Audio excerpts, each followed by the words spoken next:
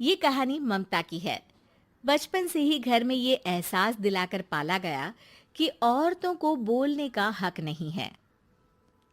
अरे ममता, जरा जल्दी जल्दी हाथ चलाओ। रोज ऑफिस में देर पहुंचता हूँ तुम्हारे कारण। लेकिन आपका सारा खाना पैक और तैयार भी है। अरे जबान जितनी चलाती हो उतना अगर हाथ चलाती ना तो शायद घर को अच्छे से मैनेज कर पाती।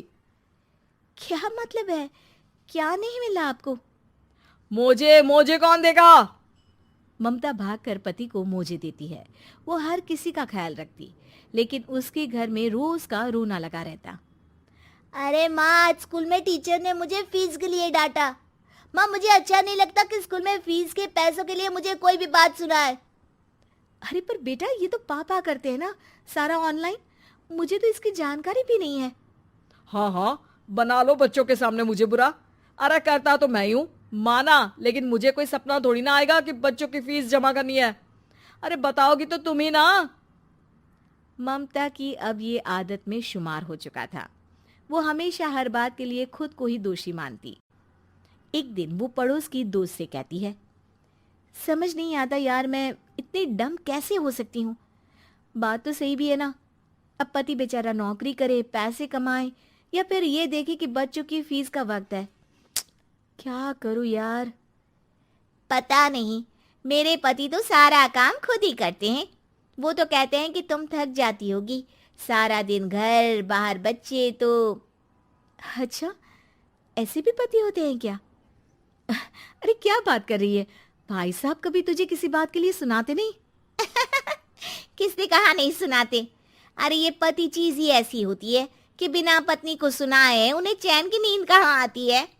तो तू भी परेशान रहती होगी कि कैसे, क्या, कब भूल गई। अरे वो तो मुझे बस इस बात के लिए ताना देते हैं कि मैं वक्त पर खाना क्यों नहीं खाती या पार्लर जाकर अपनी साज सज्जा क्यों नहीं करवाती। पड़ोसन बोल ही रही होती है कि ममता के बेटे की आवाज आती है। अरे माँ, क्या हो गया? लग नहीं रहा कि आज आप मुझे पानी भी देगी। अरे कब से खाने के लिए वेट कर रहा हूँ। अरे यार, मैं चलती हूँ। बेटा खाने के लिए वेट कर रहा है, मैंने उसे खाना भी नहीं दिया। अरे 12वीं में पहुंच चुका है तुम्हारा बेटा, उसे बोलो खुद पानी लिया करे। मैंने तो अपने बच्चों को काम करना सिखाया है। अरे यार, खुद की भी तो कोई लाइफ है। माना जब नहीं कर सकते थे तो किया, लेकिन अब इतने बड़े बच्चों की हर बात मानेंगे तो मुश्किल तो अपने को ही होगी। ममता को पड़ोसन की बात में दम तो लगता है, लेकिन करे क्या, आदत भी तो खुद ही ने डाली थी। ममता घर जाती है कि तभी बेटी आ जाती है। माँ, परसों मुझे एक शादी में जाना है। तेरी वो जो लाल वाली साड़ी है ना, उसे दे देना। मैं आज जाकर टेलर को दे दूंगी, वो उस साड़ी से सूट बना देगा। अरे नहीं नहीं तारा, वो मेरी माँ ने मुझे दी थी और उस साड़ी से मेरी काफ़ी भावनाएं जुड़ी हैं। तुमको ना मैं दूसरी साड़ी दे दूंगी। ओके, कोई बात नहीं, लेकिन आज दे ही देना पक्का। तारा माँ की साड़ी से सूट बनवाकर पार्टी में जाती है, लेकिन जब वो पार्टी से लौटती है, क्या है, मैं तो समझ ही नहीं पा रही हूँ। अरे जब वो साड़ी मांगी थी तो ये छल्ली सी साड़ी क्यों दे दी? मैं ही पागल थी जो इस साड़ी का सूट बनवा लिया मैंने। माँ, जानती भी हो कि कॉलेज में मेरी कितनी हंसी उड़ी। तभी वहां ममता का पति सुनील आ जाता है। अरे गवार औरत, जब बेटी साड़ी मांग रही थी तो दे देती ना। अरे पापा, इनके तो इमोशंस जुड़े थे उस साड़ी से। ममता इतने सब के बाद भी कुछ नहीं बोलती।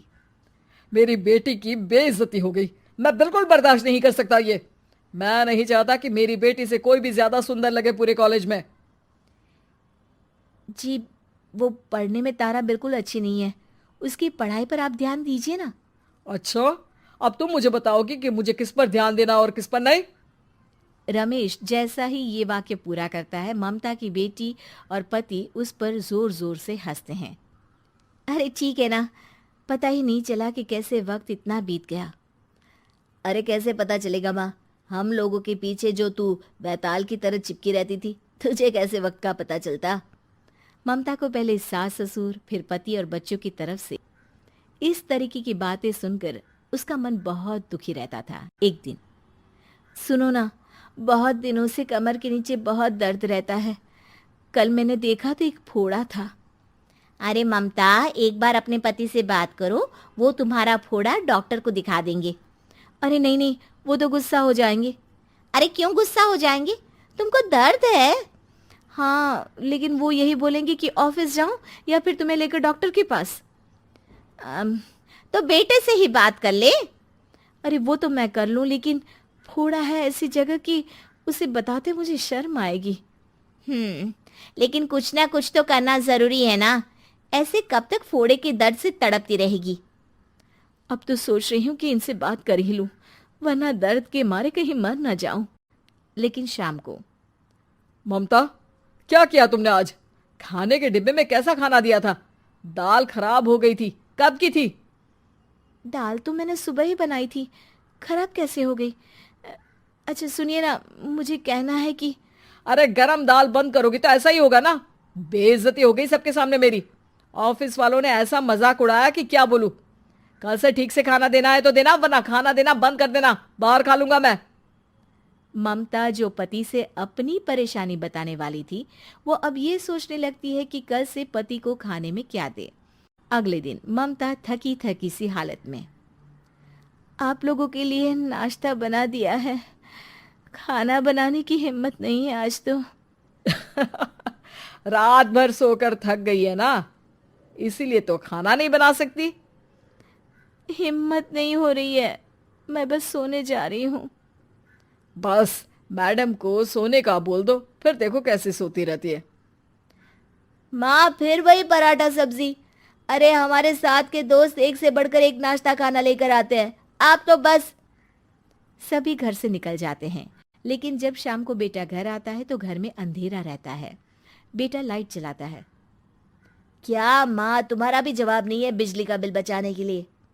वो बोल ही रहा होता है कि सामने माँ जमीन पर लेटी मिलती है। वो उसके पास जाता है। अरे माँ, क्या हो गया माँ?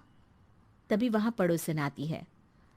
अरे बेटा, तुम्हारी माँ के पैर के पास एक फोड़ा है, जिसके कारण ये लगातार कमजोर होती जा रही थी। मैंने उसे पहले ही कहा था कि घर में बता दो, लेकिन तुम्हारी माँ किसी को तंग करना नहीं चाहती थी। तभी वहां डॉक्टर आ जाता है।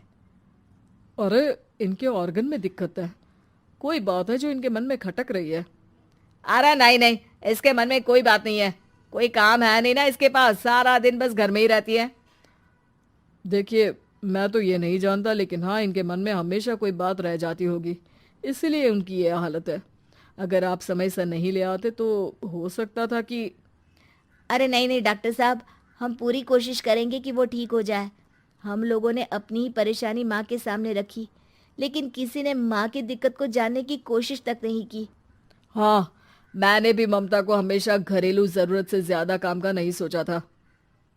ममता को होश आता है और वो खुद को अपने बेडरूम में देखती है। वो उठने की कोशिश करती है कि माँ, अब आप नहीं उठेंगी। हम लोग है ना, हम लोग आपको पूरी तरह से खुश रखने की कोशिश करेंगे।